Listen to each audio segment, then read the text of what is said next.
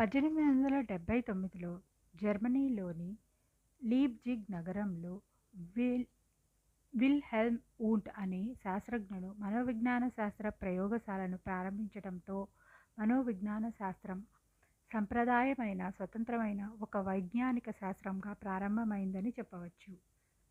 19వ శతాబ్దం మధ్య వరకు మనోవిజ్ఞాన శాస్త్రం తత్వశాస్త్రంలో ఒక భాగంగా ఉండేది. తత్వశాస్త్రం అంటే ఫిలాసఫీ. సైకాలజీ అనే పదం సైకి, లోగస్ అనే రెండు గ్రీకు పదాల నుండి ఉద్భవించింది. సైకి అంటే ఆత్మ అని, లోగస్ అంటే శాస్త్రం అని లేదా అధ్యయనం అని అర్థం. ఆంగ్లంలో సైకాలజీగా పిలిచే మనోవిజ్ఞాన శాస్త్రాన్ని క్రీస్తుపూర్వం 400 సంవత్సరముల నాడే గ్రీకు తత్వవేత్తలు పేర్కొన్నారు.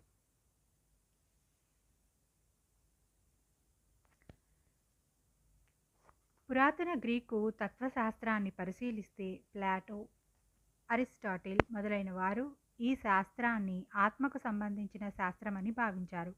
19వ శతాబ్దంలో మనోవిజ్ఞాన శాస్త్రాన్ని చేతనానికి కాన్షియస్ సంబంధించిన శాస్త్రంగా పరిగణించారు. అంతేకాక దీన్ని పరిశీలించడానికి అంతఃపరీక్షణ, ఇంట్రాస్పెక్షన్ వంటి పద్ధతులను కూడా ప్రవేశపెట్టారు.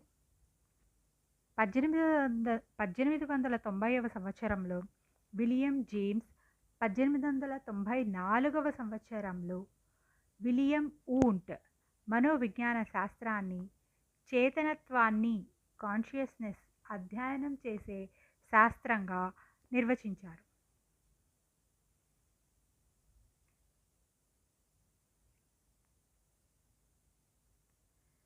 సిగ్మండ్ ఫ్రాయిడ్ అనే మనోవిజ్ఞాన శాస్త్రవేత్త మనిషి ప్రవర్తనలో అచేతనత, అన్కాన్షియస్ ప్రాముఖ్యాన్ని గురించి తెలియజేయడానికి పరిశోధనలు చేశారు. 20వ శతాబ్ద ప్రారంభంలో జాన్ బి. వాట్సన్ అనే అతి ముఖ్యమైన ప్రవర్తనవాదాన్ని 20వ శతాబ్ద ప్రారంభంలో జాన్ బి. వాట్స్ అతి ముఖ్యమైన ప్రవర్తనవాదాన్ని ప్రవేశపెట్టాడు. మనోవిజ్ఞాన శాస్త్రం పేరుని ప్రవర్తనా శాస్త్రంగా, బిహేవియర్ సైన్స్గా మార్చడానికి వాట్సన్ సిద్ధపడ్డాడు.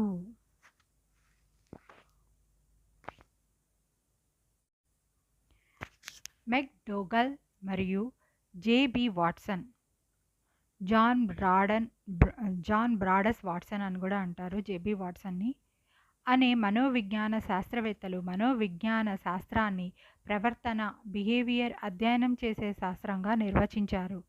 ప్రవర్తన అనేది యథార్థమైనది, వాస్తవమైనది, పరిశీలించదగినది కాబట్టి ఈ ప్రతిపాదన అందరి ఆమోదం పొందింది.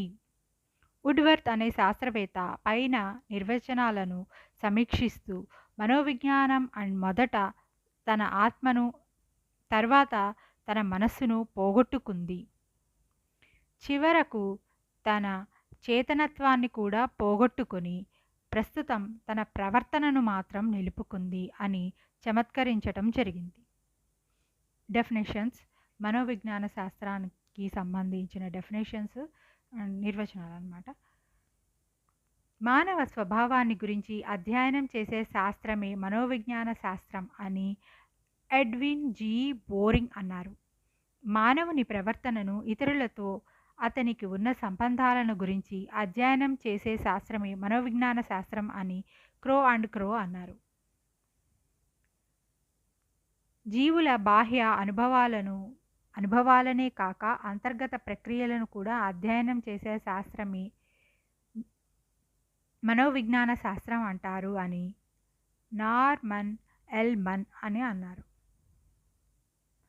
వ్యక్తి తన పరిసరాలకు అనుగుణంగా నిర్వహించే కార్యకలాపాలను అధ్యయనం చేసే శాస్త్రమే మనోవిజ్ఞాన శాస్త్రం అని వుడ్వర్త్ పేర్కొన్నారు. మానవ ప్రవర్తనా శాస్త్రమే మనోవిజ్ఞాన శాస్త్రం అని పిల్స్బరీ అన్నారు. ప్రవర్తన అనుభవాల శాస్త్రమే మనోవిజ్ఞాన శాస్త్రం అని స్కిన్నర్ పేర్కొన్నారు.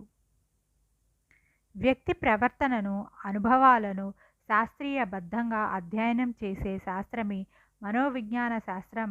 ఈ నిర్వచనాన్ని ఉత్తమమైన నిర్వచనంగా చెప్పవచ్చు.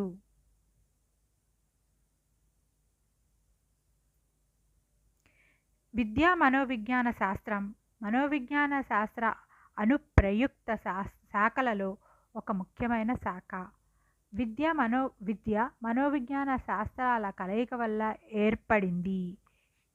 మనో విద్యా మనోవిజ్ఞాన శాస్త్రం అనేది విద్య మనోవిజ్ఞాన శాస్త్రాల కలయిక వల్ల ఏర్పడింది. పెస్టాలజీ విద్యను మనోవిజ్ఞాన పరంగా మార్చాలని చెప్పడం జరిగింది.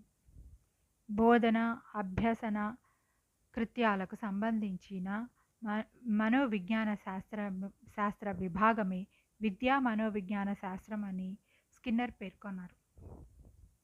విద్యార్థులను అర్థం చేసుకోవడంలో ఉపాధ్యాయునికి సహాయపడేది విద్యా శాస్త్రం. దానినే విద్యా మనోవిజ్ఞాన శాస్త్రం అంటారని పీల్ పేర్కొన్నారు.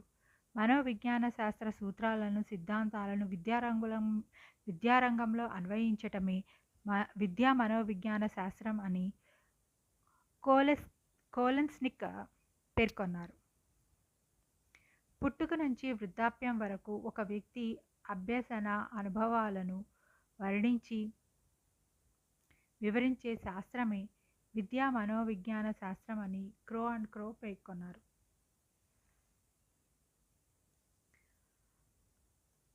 విద్యా మనోవిజ్ఞాన శాస్త్ర పరిధిని వివరించిన వారు స్కిన్నర్.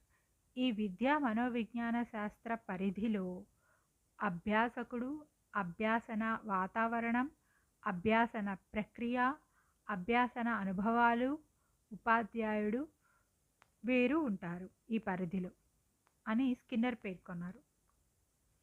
సంరచనాత్మక వాదం రూపొందించినది విలియం ఊంట్ టిష్నర్.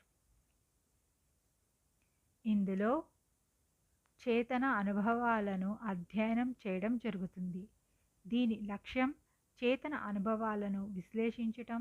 దీనిని అంతఃపరీక్షణ పద్ధతిని ఉపయోగించి కనుగొంటారు. కార్యకరణవాదం రూపొందించింది విలియం జేమ్స్ ఏంజల్. ఇందులో చేతన అనుభవాలను విశ్లేషించడం జరుగుతుంది. దీనిలో మనస్సు నిర్వహించే ప్రక్రియలను పరిశీలించడం జరుగుతుంది.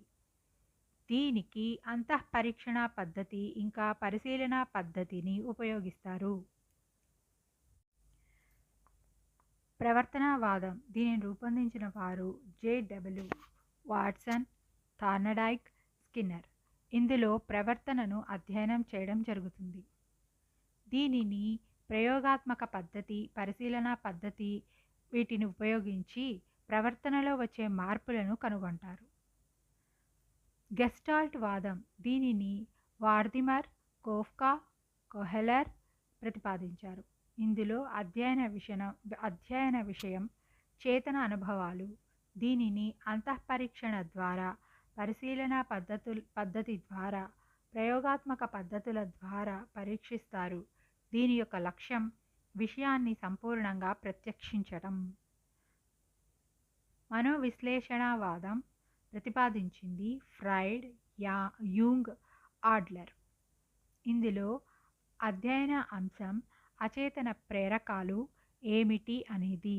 దీనిని అధ్యయనం చేయటానికి వ్యక్తి చరిత్ర పద్ధతిని అనుసరిస్తారు. ఇందులో అధ్యయనం యొక్క లక్ష్యం మూర్తిమత్వ వికాసం. ప్రయోజనతావాదం దీనిని ప్రతిపాదించిన శాస్త్రవేత్త మెక్డోగల్.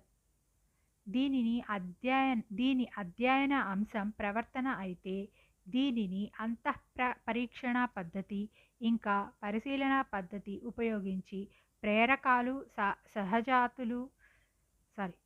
సహజాతాలు తెలుసుకుంటారు. బాలలకు సంబంధించిన సమాచారాన్ని సేకరించడానికి ఉపయోగించే పద్ధతులను శిశు వికాస అధ్యయన పద్ధతులు అంటారు.